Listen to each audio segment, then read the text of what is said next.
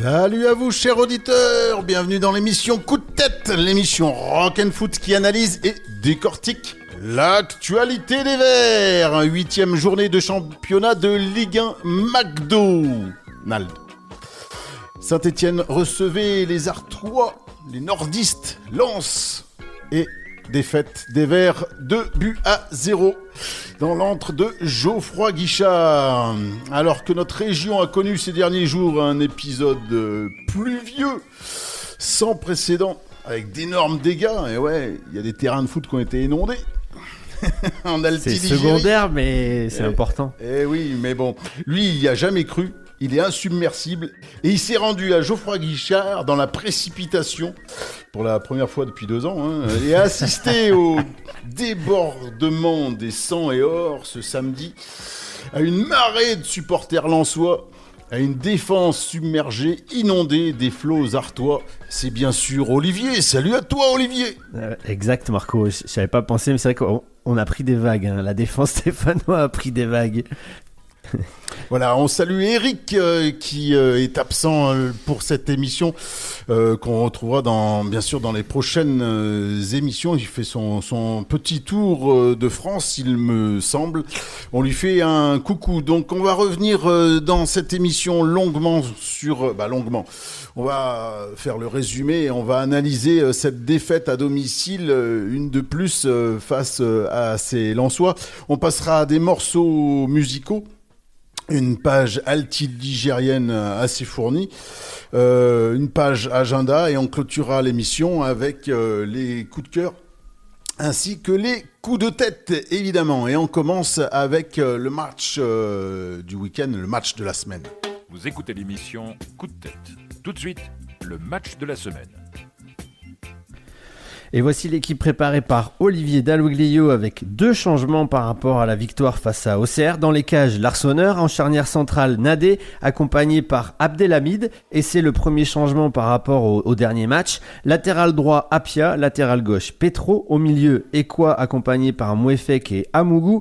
Au centre de l'attaque, Sissoko. Sur l'aile gauche, Davitashvili. Et sur l'aile droite, le deuxième changement avec la titularisation de Cafaro à la place de Ben Old, blessé, on y reviendra. Donc le stade de Geoffroy Guichard samedi soir était chauffé à blanc, une énergie transmissible, mais ce sont surtout les Lensois qui ont capté cette énergie, il faut croire. Les coéquipiers de Medida vont faire le siège de la cage stéphanoise, et tout à l'heure je parlais de vagues, c'est vraiment des vagues qui vont arriver face à l'Arseneur, et on a vu des Lensois avec beaucoup de courses, beaucoup d'impact, successivement. Donc voici les occasions qu'ils ont eues. Il y a Kusanov de loin, il y a Andy Diouf sur une reprise de volée, il y a Thomasson qui va tirer au ras du poteau, et c'est à chaque fois tout près de rentrer dans la cage de l'Arseneur, mais c'est finalement sur l'occasion la moins dangereuse pour moi qu'ils vont ouvrir la marque. C'est Frankowski qui va récupérer un ballon, un mauvais renvoi aux 25 mètres, il va décrocher une frappe flottante qui va terminer finalement en plein centre de la cage. L'Arseneur, lui, avait trop anticipé et ça donne un but assez bizarre, mais ça fait 1-0 pour Lens. Saint-Étienne sort enfin la tête de l'eau à la fin de la mi-temps, mais c'est peut-être surtout Lens qui va arrêter son pressing tout-terrain. Les Verts auraient même pu atteindre la mi-temps à égalité avec un hold-up parfait si Amougou n'avait pas raté sa reprise au 18 mètres, sa balle va passer juste lui aussi au ras du poteau. En seconde période, les Verts certainement, on va dire, bousculés, secoués par le staff des Verts, va moins regarder les Lensois. Ils vont au moins faire jeu égal au niveau de l'impact, mais ils vont pas parvenir à inquiéter Samba, sauf sur un contre mené par Bouaké et Davitashvili. Les autres rentrées de Stassin, de Mouton ou de Bouchoirie n'y feront rien. Au contraire, sur l'un des seuls temps forts stéphanois, il y a quand même 10 minutes où les Verts vont pousser et se procurer pas mal d'occasions poussées par leur public. Et ils vont ne pas y arriver. C'est Nadé au contraire qui va effectuer une mauvaise passe en retrait trop profonde qui va se transformer en passe décisive pour Labo Lascari qui va, on va dire, tuer tous les espoirs stéphanois avec le 2-0. Et puis la fin du match va être rapidement sifflée avec cette victoire lensoise en terre stéphanoise sur le score de 2-0. Oui, merci Olivier pour ce résumé. Oui, effectivement, je trouve qu'il y a pas eu photo entre Lens et Saint-Étienne, malheureusement, sur cette rencontre. Donc, est-ce que toi, Olivier, comme pour moi, c'est une défaite plutôt logique? C'est le moins qu'on puisse dire. Hein. Si je l'ai dit, si à la mi-temps il n'y a que 1-0, c'est déjà vraiment très heureux parce que on aurait même, si on regarde que le premier quart d'heure, on peut se dire il peut y avoir un scénario à la niçoise. Exact. Donc, alors à Geoffroy Guichard, avec l'Arseneur qui défend devant le COP Nord, bah ça s'est pas passé pareil parce qu'il y a eu beaucoup plus d'envie, de volonté quand même défensivement, même si au milieu de terrain on les a un peu regardés en première mi-temps. En défense on a pu dégager, parfois on s'est pas embêté, on a juste dégagé, mais on a l'impression d'avoir deux équipes de niveau totalement différents. On sentait les Stéphanois étouffés par ce pressing lensois. Je l'avais pressenti, puisque j'avais regardé Strasbourg-Lens il y a 2 semaines de ça. Et les 2 buts lensois étaient suite à un pressing haut de la part des Artois et ça avait payé. Et là, dès l'entame du match, on a vu ce pressing haut de Cessan et Or. Et effectivement, on n'arrivait pas à garder le ballon, à repartir donc de la défense pour pouvoir construire. Impossible. Quand on tentait en passant par la défense, au bout de 2 passes, c'était les Sang et Or qui récupéraient la balle. Et donc on a assisté à des dégagements, soit de la part de l'Arseneur, soit des défenseurs, loin devant, mais qui ne trouvaient pas preneur côté des attaquants stéphanois. Même si peut-être les seules fois, c'était quand Sissoko il prenait le dessus sur Damso, et c'était pas tout le temps. Sur Danso. Donc c'était pas évident de construire le jeu, et on a laissé la possession de la balle à ces Lensois. J'ai trouvé qu'il y avait sur cette première mi-temps un sacré écart, que ça soit techniquement et que ça soit physiquement aussi. Athlétique. Athlétique, tu l'as senti aussi. Et moi, ce qui ressort au cours de cette première mi-temps, c'est ce manque d'impact. Et j'ai cité Sissoko, c'est peut-être le seul, en fin de compte, à aller au combat, au charbon, au contact. Et les autres, bien en dessous. Et quand tu veux jouer dans cette élite du football français, il faut montrer plus d'impact, à mon avis. Ouais, tout à fait. D'ailleurs, Dalloglio, il l'a dit, la première mi-temps, il a trouvé ça pratiquement honteux pour les Verts. Alors, athlétiquement, on va pas, quand Danso il mesure 25 cm de plus que David Tachvili, on va pas pouvoir le changer, ça.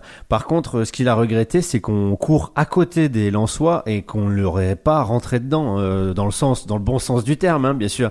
Il dit qu'il y a que la Ligue 1, c'est beaucoup d'impact, plus de la technique, plus de la tactique, etc. Mais d'abord cette dimension physique qui doit être surtout à Geoffroy Guichard. Alors après, est-ce que les Verts ont la possibilité, on a vu qu'ils l'avaient fait contre Lille et qu'après ils l'avaient payé, rééditer des matchs de coupe comme ça, comme Dalloglio a l'impression de vouloir les faire, c'est pas évident, c'est sûr. Et peut-être là, je trouve qu'il est un petit peu peut-être utopiste parce qu'on peut pas espérer de son équipe qu'elle se mette qu'elle se démultiplie lors de chaque match, même si c'est l'ADN du club des Verts, de Saint-Étienne. Un Amougou qui doit peser 65 kilos, c'est difficile de lui dire tu vas aller mordre les mollets d'un Thomasson qui est expérimenté, qui est physiquement aussi beaucoup plus musculeux, on va dire. Et donc là, il y a un petit déficit, je pense, athlétique, d'expérience, mais aussi athlétique que tu peux pas inverser. Et en même temps, les Lensois, ils n'ont pas des physiques énormes, mais c'est vrai qu'ils ont, ils ont ça dans le sang. Ils ont une grinta. Je prends l'exemple de Medina. Medina, il a une grinta que aucun vert ne possède. Tu vois. Ouais, mais bon, quand tu vois l'attaquant Enzola, t'as vu comment il est bâti. Oui, c'est vrai. Leur avant-centre, on va dire, leur pointe, voilà, il fait 2 fois le corps de Boaki qui est rentré côté stéphanois en deuxième période. Moi, je trouve quand même athlétiquement, ils ont été impressionnants, mais surtout techniquement. Contrôle passe, voilà, il s'arrête à là. Et des fois, il n'y a pas de contrôle, c'est en une touche de balle. Et de gauche à droite, et il se trouve, et c'est en mouvement tout le temps. Donc les Verts, ils ont été complètement perdus. Et là, moi, je vais pointer une carence qui est depuis plusieurs matchs préjudiciable, c'est ce milieu de terrain qui a couru dans le vide pendant 45 minutes, les 45 premières minutes, voire même un petit peu de la seconde. Moi, je les ai trouvés mais complètement à la rue, ces 3 milieux de terrain. Et je pense qu'il y a un souci tactique, il n'y a pas que l'impact, que la technique. Je pense que c'était 2 formations qui jouent différemment, hein, puisqu'on a un 3-4-2-1 d'un côté face à un 4-3-3 de l'autre. Alors il faudrait regarder précisément, mais il y a un déséquilibre qui s'est fait au milieu de terrain, j'ai trouvé, et qu'on n'a jamais su résoudre. Et Dalloglio, alors on le sait, il met du temps à changer les choses. Il a attendu encore une fois la 60e. Peut-être qu'il fallait faire des choses avant. 68e. À ce niveau-là. 68e, exactement. Mais on y reviendra. Effectivement, moi je trouve que c'est trop tardif pour changer. Mais on a assisté quand même samedi à 2 mi-temps quand même distinctes. Avec une première mi-temps où on a vraiment pris l'eau. Et une deuxième mi-temps quand même beaucoup mieux, avec justement ces changements qui interviennent peut-être tard dans cette seconde mi-temps. À la 68e minute, il fait rentrer Boaki, Bouchoirie et Mouton en même temps, les 3 joueurs. Et à partir de là, j'ai trouvé que c'était quand même plus intéressant et qu'on posait un petit peu plus de problèmes aux Lensois. Exactement. Et pour revenir à ce que tu disais tout à l'heure, c'est vrai il y a une autre chose à part la dimension athlétique, je trouve, il y a la simplicité. Tu disais contrôle passe, c'est tout à fait ça. C'est-à-dire que on avait une équipe on avait l'impression d'un groupe où il n'y a pas d'individualité, une sorte de morceau, il n'y a pas de soliste dans cette équipe lensoise. C'est vrai que si on regarde, on se rappelle pas d'une action individuelle d'un joueur en particulier qui aurait fait une différence énorme. Non, c'est toute l'équipe qui avec un schéma tactique, des schémas de passe très précis, arrive à mettre l'équipe adverse en danger, surtout par des courses, etc. Mais alors que côté stéphanois, à chaque fois, pour sortir de l'étreinte des Lensois, il fallait se compliquer la vie. Je pense à un Mougou qui doit simplifier vraiment son jeu. Je pense il y a d'autres joueurs aussi qui parfois tournent avant de pouvoir font 2 ou 3 touches, alors que là, on a vu la différence vraiment entre un club installé en Ligue 1 et un club qui lutte pour y rester. Ouais, je trouve qu'il y a eu un palier ce week-end. C'est peut-être une des meilleures équipes qu'on a pu affronter depuis le début de championnat. C'est effectivement les Niçois, là où on en prend 8, il n'y a pas eu photo, mais il n'y a pas eu vraiment d'opposition sur la Côte d'Azur. Là, moi, les Lensois, ils m'ont fait une grosse impression. Je l'ai dit tout à l'heure, techniquement, athlétiquement et dans le jeu fluide. Que Will Steele, l'entraîneur lensois, il répète ces gammes qu'il avait fait à Reims, où c'était bien huilé aussi, ça bougeait beaucoup. Ça fait un peu football total, tu vois, ça bouge autour du porteur du ballon, il y a plein de propositions, sans arrêt. Après, il faut avoir la condition physique, mais moi, ils m'ont assez impressionné, ces Lensois, tout au long de la rencontre. Et pourtant... Je reviens sur ces 2 mi-temps distinctes, une où on n'a pas vu le jour et une où ça a été mieux, et notamment en changeant certains milieux de terrain qui ont proposé plus de jeu vers l'avant et surtout une rapidité dans pour faire la différence dans les choix. Et je pense à Bouchoirie qui a fait, dès son entrée, la première touche qu'il fait, la première touche de balle, il fait contrôle, il fait un petit crochet et il arrive à prendre 2 Lensois. Il efface 2 Lensois et après il propose et hop, on va de l'avant et on se crée la première occasion, on va dire, au cours de cette seconde mi-temps qui est vraiment franche. Ouais, je suis d'accord. Ça n'a pas duré par contre pour Bouchoirie, malheureusement. Après, ils prennent le pion avec Mais même l'erreur grossière de Nadé. Il n'a pas été tout le temps fulgurant. Même sur les minutes. Non, on est bien d'accord, mais il y a quand même eu un changement, et je cite Bouchoirie, mais Mouton aussi, qui a fait plutôt une bonne rentrée. Moi, j'ai trouvé beaucoup plus intéressant. Et ce milieu de terrain, ça fait plusieurs fois qu'il l'aligne avec donc Amougou, Mouefek et notre Ekwa, notre nouveau joueur, qui a été transféré cet été, et quoi qui jouait plus dans la charnière centrale. Voilà, et je trouve que ce milieu de terrain pose souci depuis le début de saison, et que lorsqu'on change, je trouve que il y a du mieux. Alors pourquoi il commence pas avec les joueurs qu'il a alignés à la 68e minute? Ça serait bien de changer parce que c'est pas convaincant. Amougou, c'est un feu follet, et il peut être très bien, mais il court souvent dans le vide. Voilà, j'ai cette impression-là. Et Mouefek aussi, c'est pas vraiment ça. Et quoi, il est effacé. Et le résultat, c'est qu'on n'a pas de numéro 10.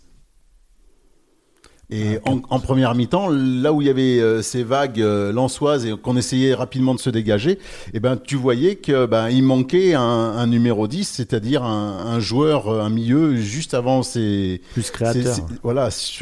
Juste avant les attaquants pour pouvoir récupérer certains ballons. Et il n'y avait pas de milieu. Et c'est là qu'ils ont pris l'eau. Pour moi, évidemment. C'est ma vision lors de cette rencontre. On va passer à un premier titre musical dans notre émission Coup de tête, l'émission Rock and Foot. Ça sera un titre d'un groupe lensois ou juste à côté.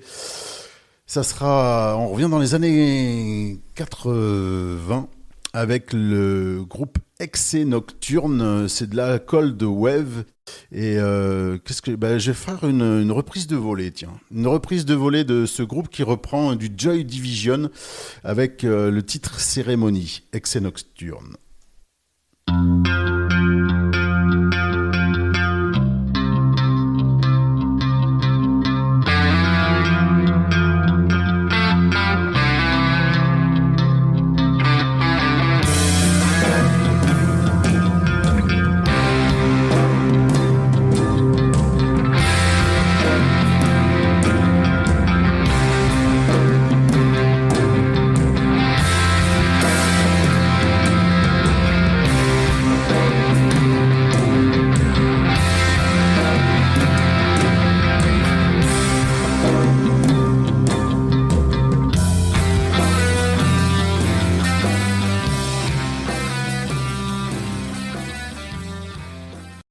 Cérémonie, le titre de Joy Division revisité par le groupe de Lens dans les années 80, Excès Nocturne. C'est une belle reprise de volée.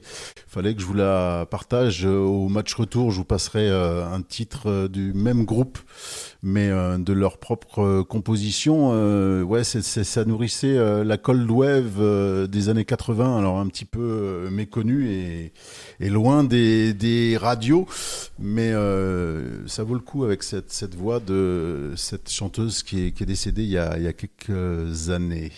Allez, retour à l'actualité footballistique avec cette défaite de Saint-Étienne donc face à Lens 2-0 pour le compte de la 8e journée. Olivier, qu'est-ce qui manque à cette équipe de Saint-Étienne parce qu'on les sent vraiment impuissants sur un match comme celui-ci? Il manque un background de Ligue 1, un peu d'expérience.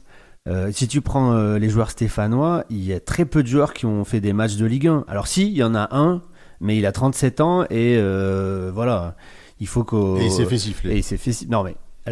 On y reviendra tout à l'heure, mais à part lui, Cafaro, il a quelques matchs, Larsonneur, il a quelques matchs de Ligue 1, c'est à peu près tout, quoi. Alors que tu prends Lens et ils ont, allez, tous plus de 100 matchs de Ligue 1, presque tous.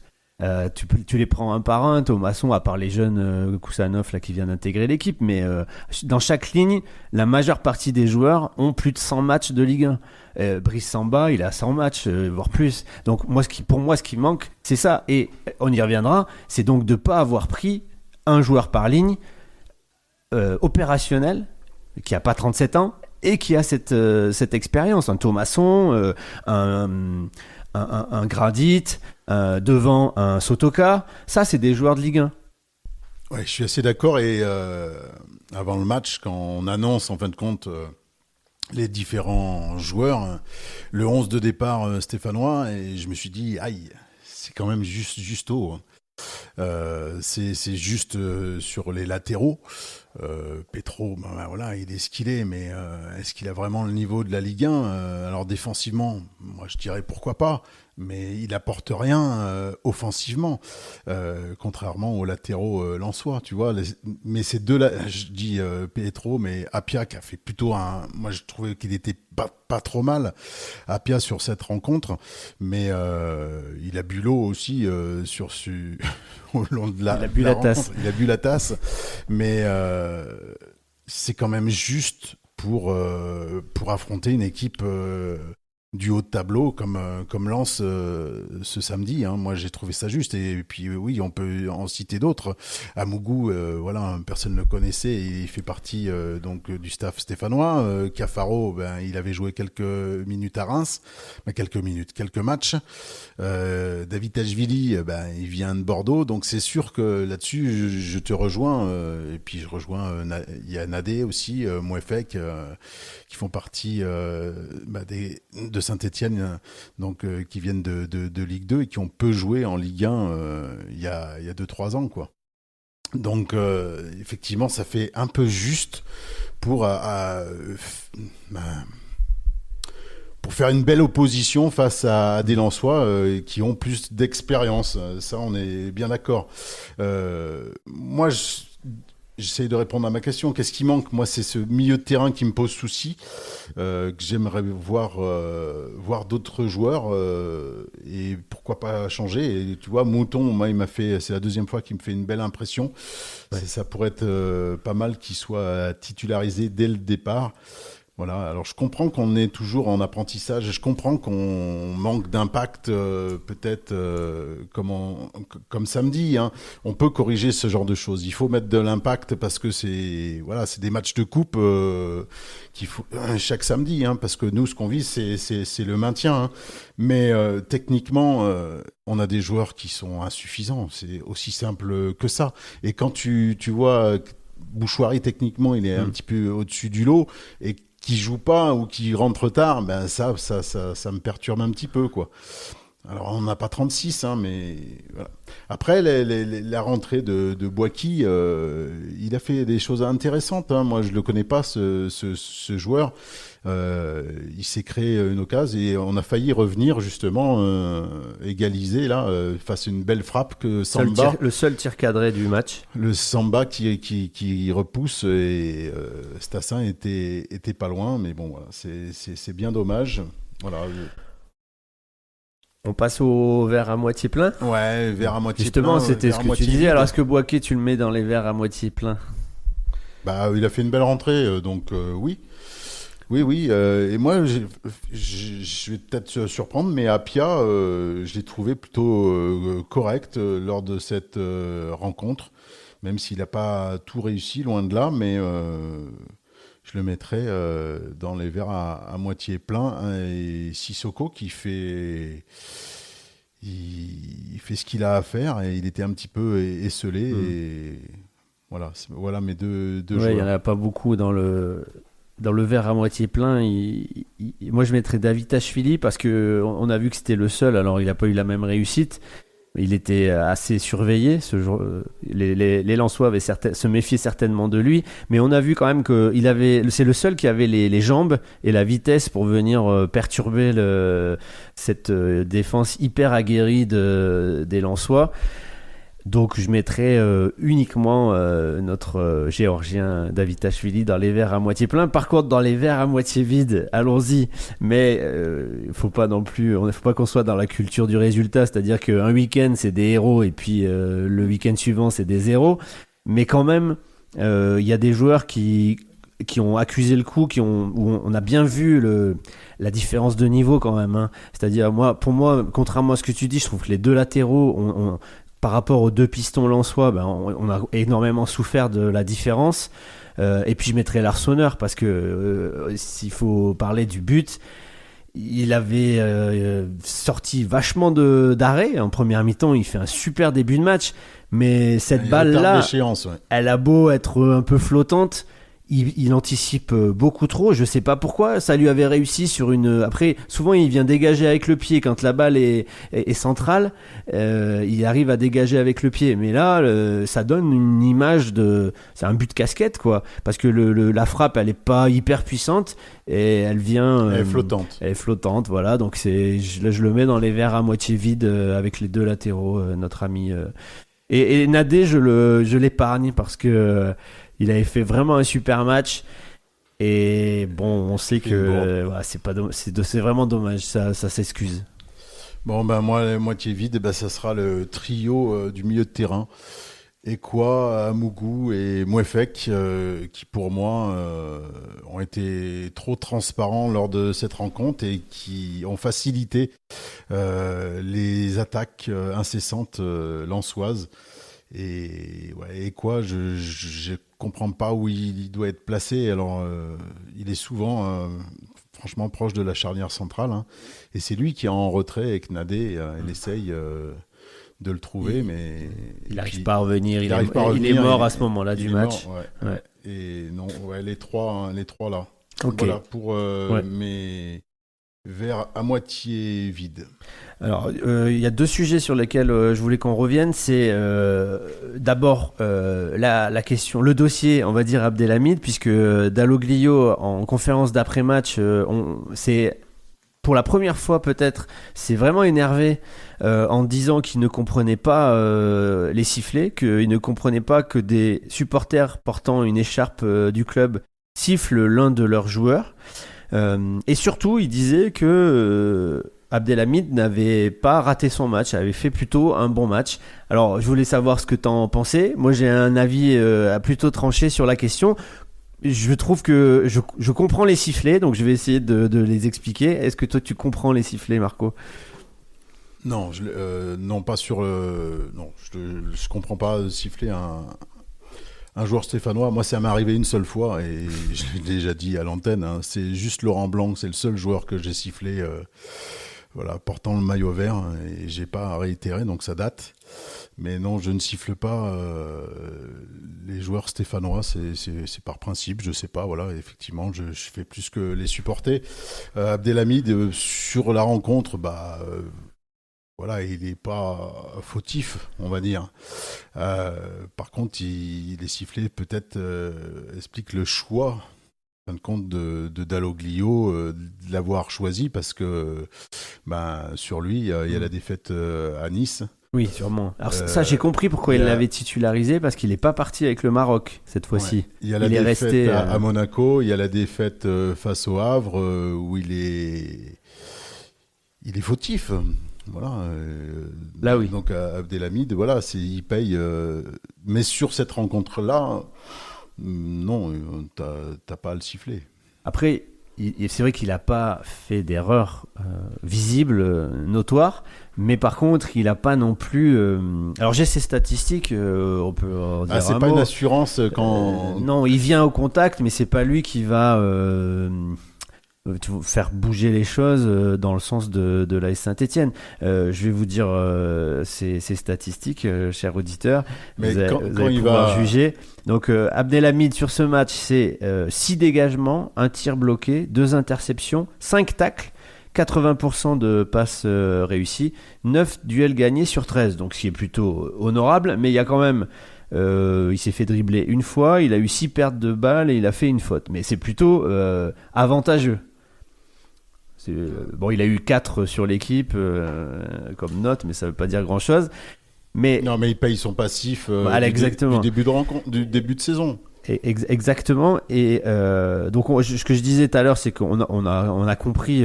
Batou Binsika était parti jouer 2 matchs avec sa sélection africaine.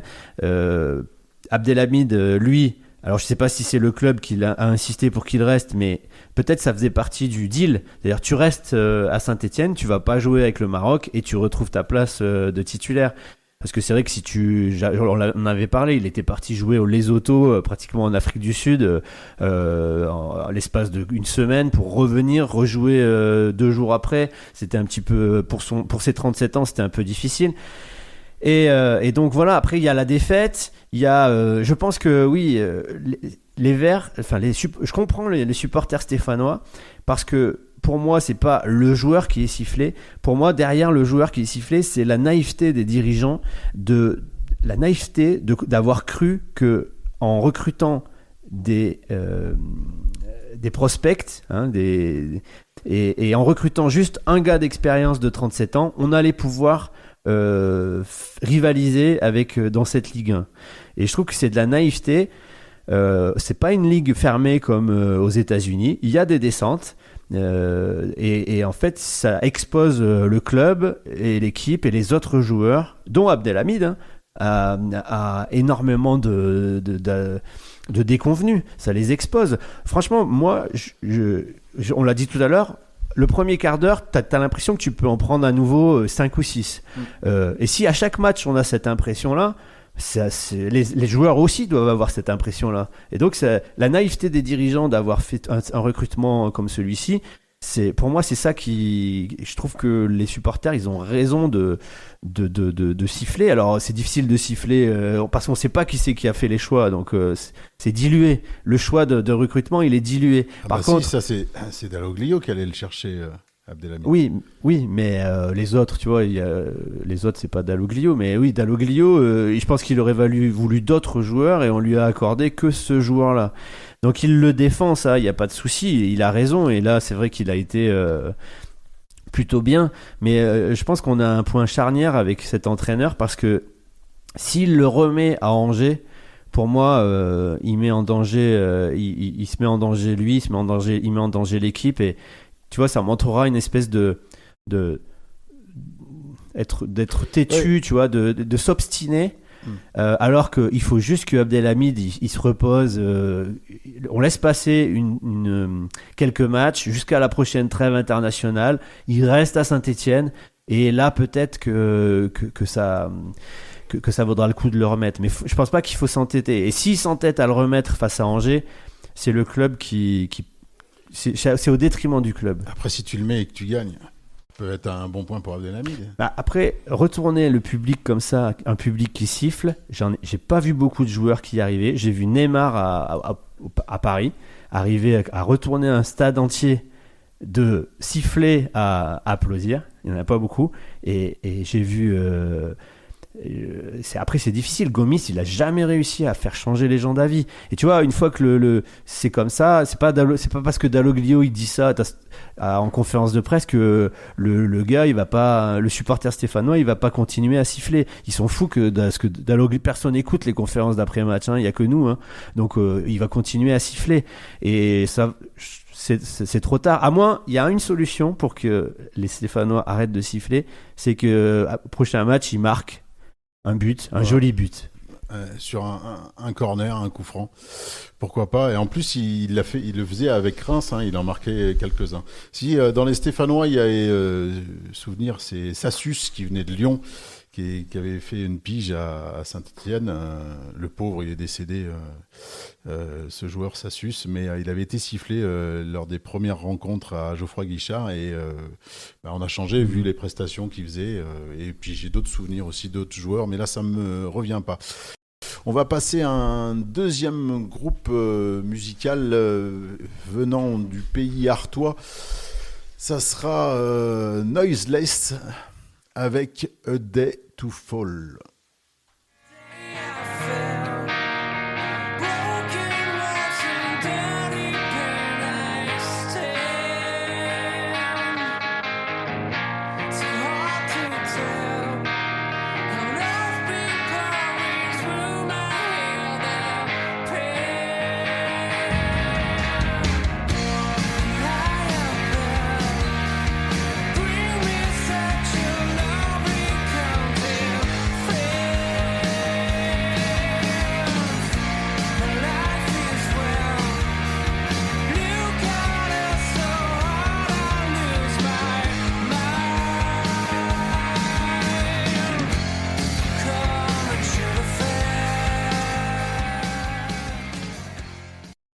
Voilà.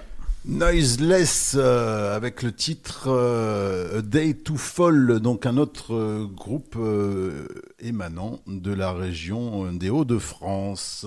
Et le temps file, on va faire assez vite parce qu'on a plein d'autres choses à vous dire. Il fallait qu'on revienne sur la présence du boss à Saint-Étienne avec son joli blouson tout le week-end. C'est ça, Larry Tannenbaum. Il a pas trop ri ce week-end. Non. 2 défaites, une pour les filles, une pour les garçons. Mais bon, ça a pas l'air de l'avoir trop traumatisé, en tout cas dans les interviews qu'il a accordées. Mais la question c'est, maintenant qu'on a plus fait connaissance avec lui, est-ce que pour toi c'est vraiment une aubaine ce rachat par ce personnage canadien milliardaire? C'est une aubaine, une chose inespérée, ou est-ce que c'est, vu son âge, une parenthèse enchantée, voire même un écran de fumée?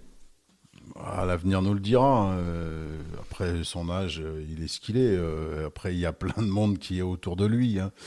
Donc Gazidis, voilà, c'est un de ces hommes forts qui est chargé de notre club préféré. Mais je sais pas. Après, moi, je suis plutôt. Et comment tu l'as trouvé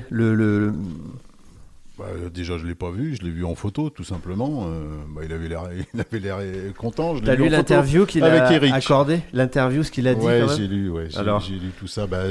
Non, on peut y porter attention. Oui, il est plein d'ambition, donc pourquoi pas. Et il dit bien qu'il va falloir être patient. Alors, la patience, oui, mais voilà, on est 14e, on est à moins 14. Il va falloir quand même qu'on engrange des points à un moment donné. Et on l'a dit tout à l'heure, on trouve l'effectif de Saint-Étienne un peu léger pour ce championnat. Et il va falloir corriger ça. Alors, on est obligé d'attendre le mercato hivernal, mais il va falloir tenir quand même et pas qu'on boit la tasse comme ça tous les week-ends face à des plus forts que nous. Il va falloir aussi des fois, comme ce qu'on a fait face à Lille, élever notre niveau. Ouais, alors, tu as raison. Et moi, j'avais un petit peu peur que ce soit un peu papy gâteux, un peu à la Aulas, tu vois, qui sait plus trop ce qu'il raconte. En fait, j'ai trouvé contrairement à son aspect physique, qui m'inquiétait un petit peu, j'ai vu dans sa communication un homme très affûté et très aguerri à ce jeu de la presse, etc. On voit qu'il a baigné, je pense, dans le monde du sport parce qu'il s'est pas fait piéger une seule fois. Il était venu avec son blouson spécial Saint-Étienne, etc. Vraiment, je trouve que ça a été une réussite, quoi, ce week-end-là. Et dans son interview, j'ai vu quelqu'un très très aguerri à la communication, donc plutôt rassurant, ce Larry Tannenbaum. En tout cas, je pense qu'il a été conquis par la ferveur du peuple vert ce week-end, parce que voilà, malgré la défaite, une ambiance de feu à Geoffroy Guichard. Et puis il a eu la chance de se faire prendre en photo avec Eric, voilà, donc il peut que réussir son week-end. Exactement. Allez, on passe à l'agenda. Vous écoutez l'émission Coup de tête. Voici l'agenda. Donc pour la 9e journée de championnat, les Verts se déplacent en Maine-et-Loire à Angers. Ça sera le samedi 26 à 17h, donc diffusé sur beIN. Voilà, ça sera arbitré par Marc Bollangier qui sera donc au sifflet. Au stade Raymond Coppa. Et alors, je peux revenir sur l'arbitre rapidement. Il nous avait arbitré l'année dernière lorsqu'on a été défait face à Quevilly. À Quevilly, donc il y a 5 mois de ça. Lorsqu'on avait perdu 2-1. Voilà, c'est la seule fois où on a vu cet arbitre-là. Voilà. Ce qu'il faut dire sur le SCO d'Angers, c'est que dimanche dernier, le SCO est passé tout près de sa toute première victoire, donc ils n'ont toujours pas gagné. Les Angevins en tête au tableau d'affichage ont eu le ballon du 2-0, mais Abdelli a vu son penalty être détourné par le portier toulousain. Et le promu de l'Anjou a ensuite été repris par le Toulouse Football Club, concédant un 4e match nul 1-1. Voilà, s'il trouve le résultat de parité plutôt logique, le coach du SCO, Alexandre Dujeu, ne peut s'empêcher d'avoir des regrets. Alors il dit toujours qu'il est dans l'apprentissage, ça me rappelle un certain Dalloglio. Ils attendent cette première victoire et ils attendent justement Saint-Étienne pour faire la différence, puisque c'est des équipes qui se valent, qui étaient dans le même championnat l'année dernière. L'effectif du SCO d'Angers, par contre, connaît pas mal de blessures, puisque ce matin, la liste des blessés est toujours aussi longue. Il y avait Zinedine Ferrat, il y a Zidiki Chérif, Justin Kalumba, Joseph Lopi, Jacques Ecomier et Cédric Outouji et Haris Belkebla. Et puis il y a bien sûr leur gardien, je crois qu'il s'appelle Fofana, qui est toujours blessé. Donc pas mal de blessés de côté d'Angers. Ah, Fofana est blessé, leur gardien, parce que c'est un très bon gardien. Oui. Et leur point fort, c'est la défense, je pense. Et puis oui, alors puis leur Algerian touch là, avec El Melali et Abdelli.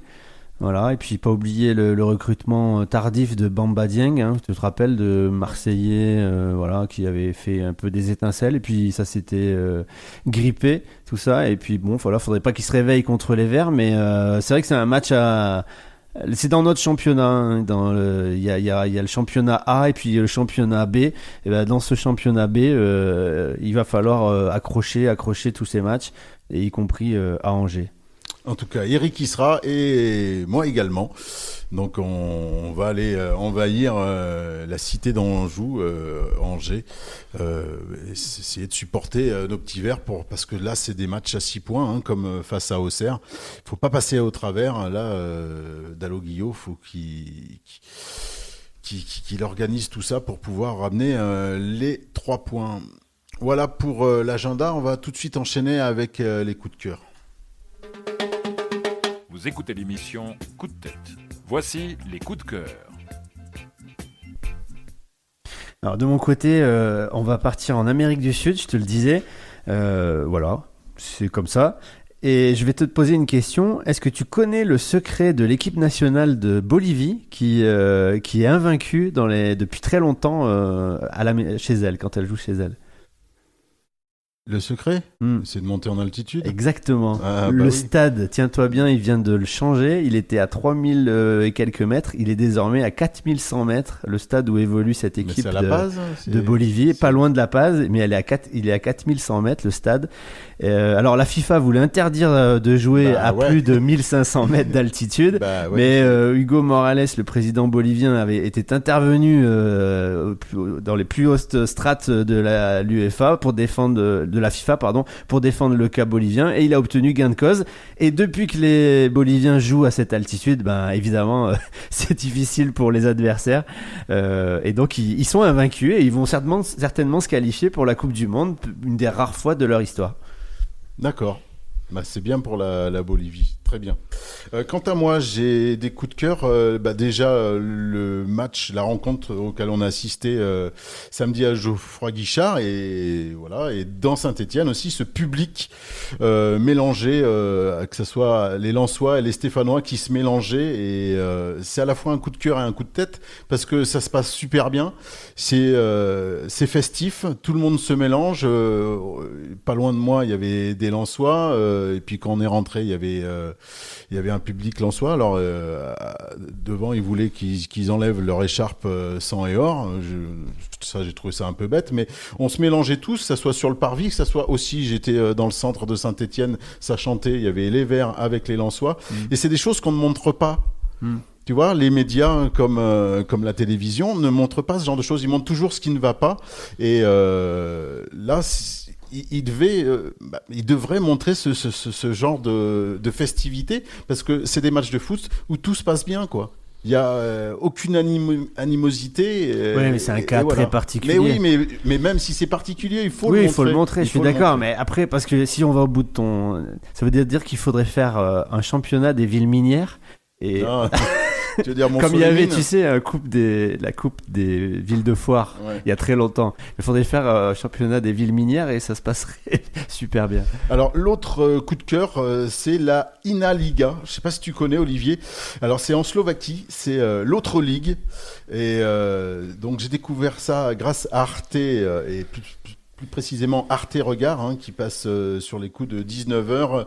Et c'est la ligue pas comme les autres. Et elle s'intéresse exclusivement aux matchs de foot de 6e division, là où il y a peu d'intérêt. Et c'est un succès d'audience qui fonctionne très très bien. Et le public automatiquement se détourne des joueurs millionnaires. Et c'est ce que je voulais faire avec Recharinge et vous avez refusé. Ouais. Donc c'est au profit des amateurs, c'est la célébration du foot dans sa forme la plus naturelle. Et je vous conseille, chers auditeurs, d'aller voir en replay ce reportage qui dure une demi-heure. C'est assez bluffant et ça valorise en fin de compte le foot, le sport tel qu'on l'aime, et c'est prodigieux. Franchement, on a été bluffés à regarder ce reportage. Voilà pour je voulais plus détailler, mais j'ai vraiment pas le temps. Ouais, on n'a pas le temps. Moi aussi, j'aurais bien détaillé parce que les coups de tête, ça va être très très rapide. Ouais. Vous écoutez l'émission Coup de tête. Voici les coups de tête. De mon côté, les coups de tête, c'est tout simplement Eric qui est absent, on le salue, mais il avait décidé d'assister tranquillement à l'entraînement des Verts cette semaine. Il était en vacances et voilà, on lui a dit que c'était à huis clos. Alors il a quand même réussi de loin à regarder ça à travers des grilles, mais même là, ça n'a pas plu et il s'est fait manu militari expulsé de l'ETRA. Donc voilà, c'est mon coup de tête, c'est notre coup de tête. Voilà, et la blessure de Hold, il est en train de passer des examens, mais ça sent pas bon, donc il était absent lors de cette rencontre face à Lens, et on va voir ce que ça va donner, mais ça serait vraiment pas bon pour notre club vert. J'ai pas aimé la Sono aussi, maintenant en COP, qui est encore plus fort qu'avant, et en plus il nous propose des chansons qui ne me conviennent pas. Je n'ai pas aimé les sifflets envers notre libéraux actuel lors de sa sortie, et puis la défaite verte face à Dijon devant notre Larry Tannenbaum, notre président, et puis les supporters du PSV qui sont interdits au Parc des Princes pour la Ligue des Champions. Voilà, bienvenue en France, cher Batave. Voilà, ils sont très déçus et on peut le comprendre. Comme quoi, en France, c'est vraiment pas un pays de foot. J'espère que l'émission ça vous a plu, chers auditeurs. On se retrouve, je sais pas si je serai là moi, mais la semaine prochaine normalement pour décortiquer ce match face à Angers samedi 26 17h sur la chaîne beIN Sport. Voilà. Allez les Verts! Et à très bientôt. Bonne semaine, allez les Verts.